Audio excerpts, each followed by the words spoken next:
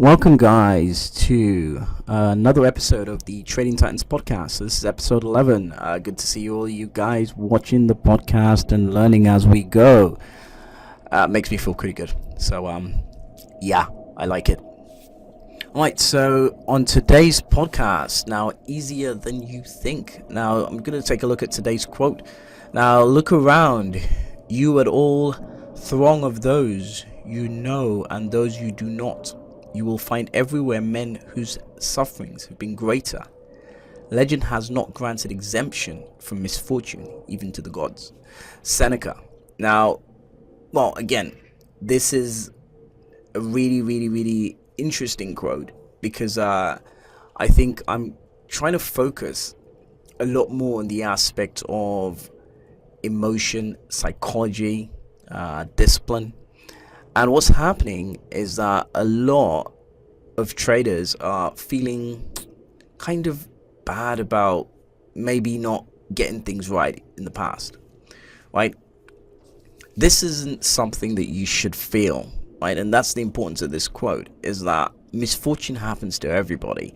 Worse, you're coming into a business that you're coming into for the first time, and there is either it's a loss or it's a win. So either you make money or you lose some money, right? There tends to be not much middle ground, and that's kind of what we want to be able to change. So we want you to understand that there's actually a middle ground, and there's a way you can do this, and it's a lot easier than you think in the sense that it doesn't have to be bad news, right? Which is what sometimes it is for a lot of traders. It's just bad news. It can also be good news, and even when it's bad news, it can be kind of semi-good news, right? So there is a middle ground, and that's the point. So hopefully as you develop through the podcast, you'll be able to see what we're getting at, that there are lots of opportunities out there, and it's really about discipline, not becoming an emotionless soul that you can't connect with other people, and that's just bad,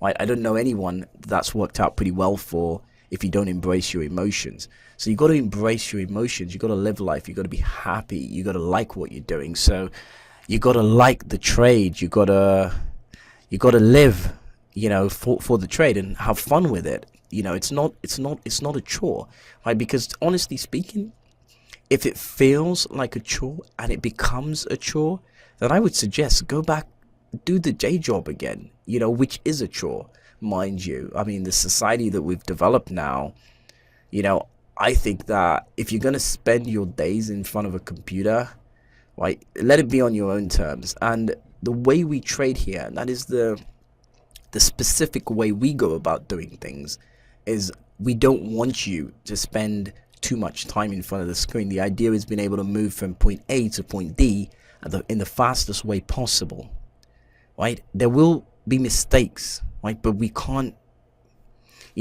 sit on those, right? We have to somehow look forward, right? And as we develop, we'll get better and better and better, and we won't really care anymore about anybody else, right? We'll be able to focus on what we need to do and stop worrying about the fact that it didn't work out the last time, and we can focus and move forward.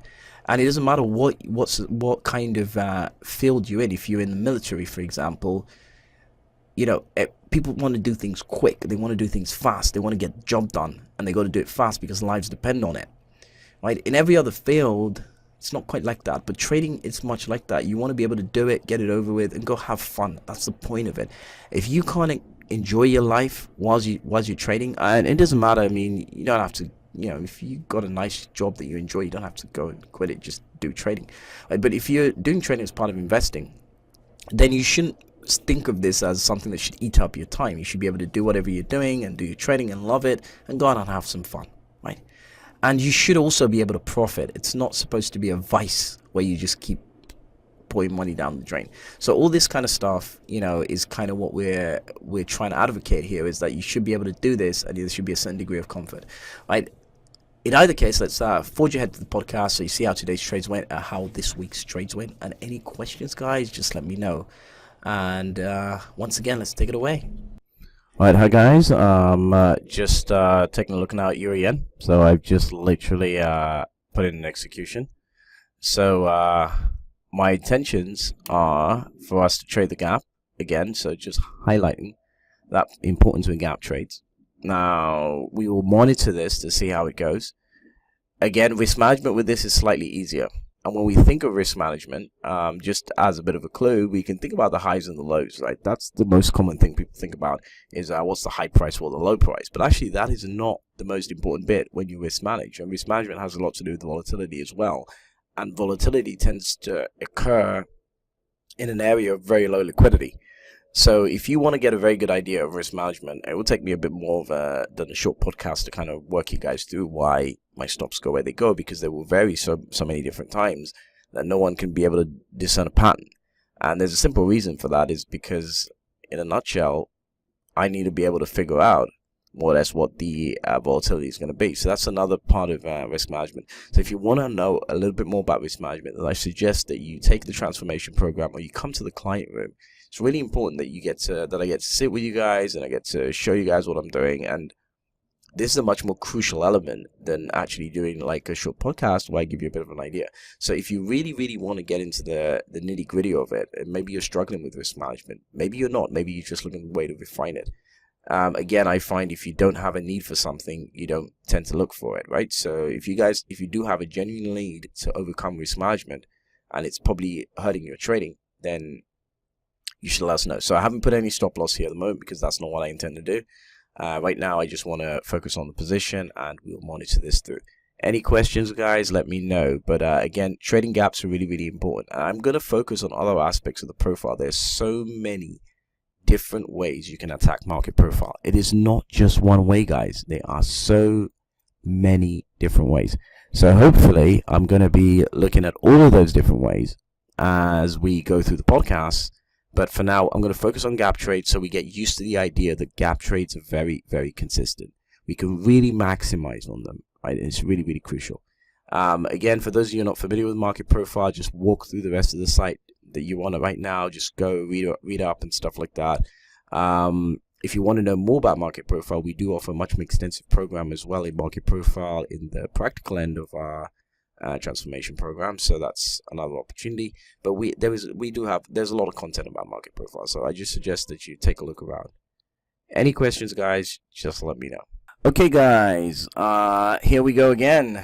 Trading Titans podcast, just continuing from where we left off. Now, there we go. It's our euro yen trade. So we were obviously talking about that in terms of gap in value, so we can actually see that we gap down, and that trade is actually done and dusted. And what we're going to do at this stage is we're just going to flick on to the terminal, right? So you can actually see that, right? So that's our P&L basically. So target was hit. In fact, we're actually doing a value trade, funnily enough, which is kind of cool. We are running through value. I think it's late in the session, so probably not going to make it, but a good chance that we will make it, right? But it's very tight value area, so we're actually running through value as well. So that's one of the cool things about market profile. You can see a lot. You can really see a lot. But anyway, that's the gap trade done. So that's pretty much, you know, there you go. We're pretty much 560 quid. It's not even it's not even Tuesday yet. So we can take a chill pill. We got other value trades funding. We got any other gap trades funding, I should say. And yeah, so this makes up for good work. So I just wanted to show you guys this, and just to sort of wind down the podcast. For those of you guys who've been following us for a while and been watching this, what I would like you guys to understand is that we're not doing anything here special. Yeah, we're kind of cheating a little, but we're not doing anything special. We're not doing anything that other people can't do. What we do have here is a very, very, very good understanding of markets and how they work internally, to the microstructure. And this allows us to focus on the ideas that are going to be most successful. We also understand that trading is kind of like gambling. It's not the same, but it's kind of gambling, right? Because obviously the odds are not necessarily fixed, I can't really describe it somewhat as gambling, right? But if we put it into context, it is actually gambling, right? Just because we have to make a bet. And because we know it's that, we also know that the odds are important. We want to be able to work around the inefficiencies of the market. We also want to be able to work around the inefficiencies of the trade itself. So the odds are important. So if we can do that, if we can get around all the market noise, inefficiencies, and everything else, and we can find those arbitrage opportunities, then we are going to be very, very successful at this business. And what I want to remind guys is that we're looking at gap trades. Now, gap trades don't happen that often, right? But we've been seeing markets that have been relatively inefficient, so we've been seeing a lot more gap trades. But I want us to bear this in mind, that you will not always see a gap trade that you can take advantage of. But if you're looking, right, it means you don't have to come to the table every time. So it's like poker.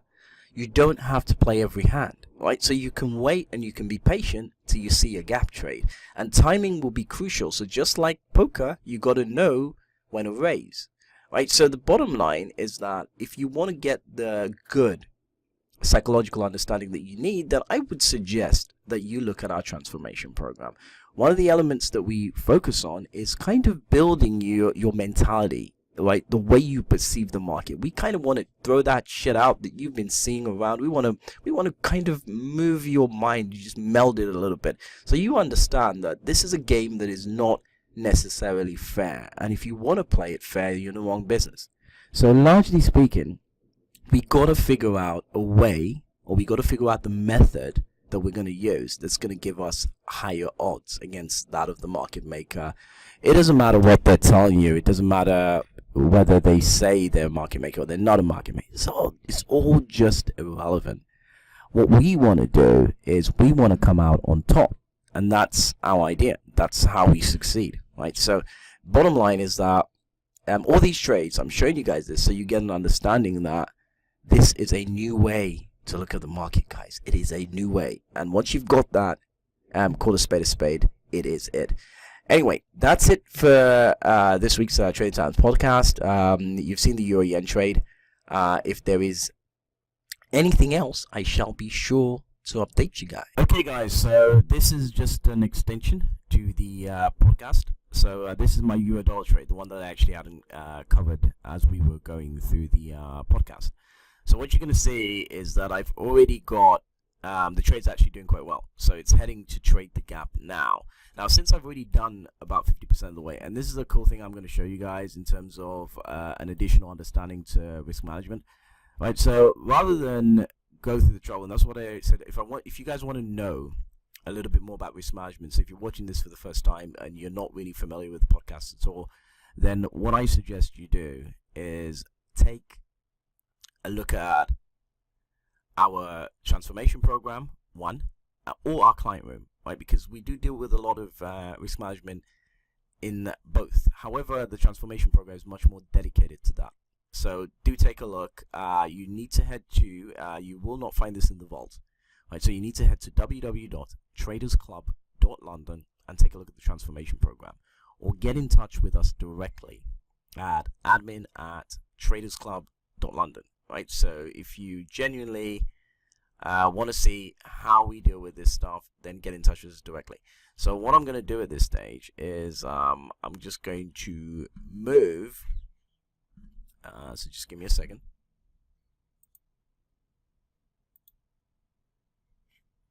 So I'm just going to move my stop loss, right? So I have a stop loss in there initially. Right, because if you notice, you guys, I don't put one there because I don't want to start talking about risk management on the podcast. Otherwise, that's all we'll be talking about is risk management, and that's an element of trading, but it's not all there is.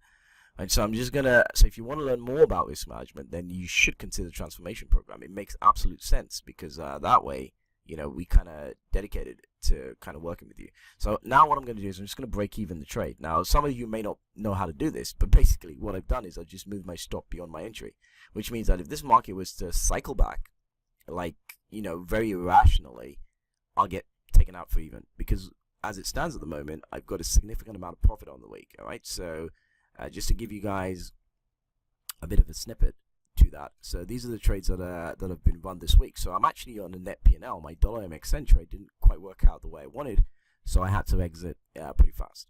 Right. So what I've got is a net P&L. I don't want to change that. So now that my euro dollar trade is relatively successful, I want to be able to make sure that once I close this, I get a full P&L for the week, and I'm relatively happy.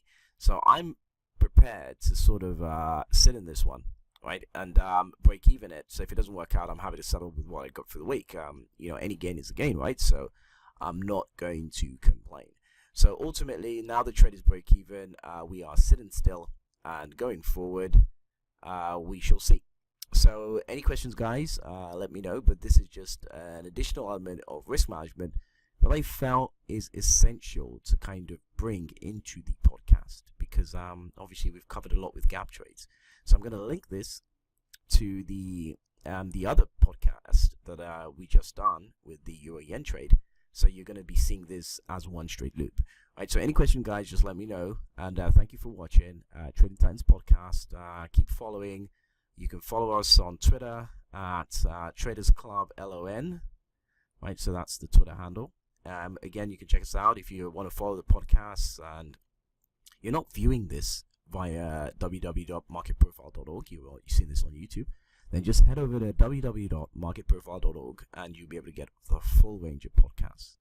Again, if you want to catch up on what we do with the Traders Club as an organization, as a whole, then just check out www.tradersclub.london and register on there. Okay, so once you're registered, you'll be able to follow our free videos up there, which include the podcast.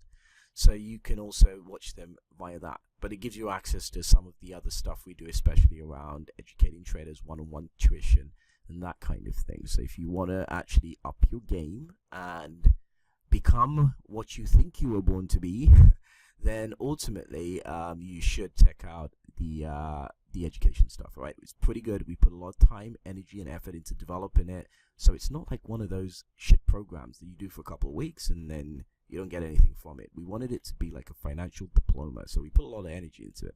So check it out, see what we cover, and we cover a lot of stuff as well in terms of getting you the right mental state. That is pretty crucial if you're going to learn to trade. So we do all that stuff. Anyway, guys, signing it off here. Enjoy the rest of the podcast, and any questions, let me know. Alright, guys, so this is a continue on to the next day. So our euro dollar trade, which was visible, is now traded the gap. So we are relatively in a very good, successful place. So that's really good. You can see the trade here, actually. So that's my P&L for the week. So I've already customized it to show you the week's trades. Right, so you can see you're not always going to get it right. So if you're looking at my dollar MXN trade, you can actually see that it didn't go well, right? And that's because I had to reconsider with this particular trade. Funnily enough, actually, this asset eventually, so if I just swap to dollar MXN, had I held it, right, I didn't do anything. So for that guys have been following the trade. So if I didn't actually do anything, I would be well on my way to actually having a successful trade on dollar MXN as well. So sometimes your psychology, more or less, is what gets the better of you. So this is obviously a point to make. But nonetheless, it was a safe option, and it was within my sort of strategy or my parameters, so I kind of wanted to deal with it in that way. So I feel actually quite positive about the action that I took, okay? That's just me anchoring myself and reinforcing the fact that I should take this action if I ever saw an asset going wrong. So what I don't necessarily want to be having is any regrets. Right, so you can actually see that with the euro dollar trade. Also, to continue, again, you can see that euro yen and euro dollar was successful, and that made up the bulk of my P&L. So I actually had a very small amount of loss relative. So this is actually quite a good turnaround. So 3 trades, 2 out, 1 down, right? So the bottom line is that it's possible, right? That's my point, right? So it's about a 1,300 quid P&L. And yeah, I'm relatively happy for the week. I don't really need to do anything anymore. So that's me done. But awesome stuff. Enjoy the podcast, and any questions, just let me know.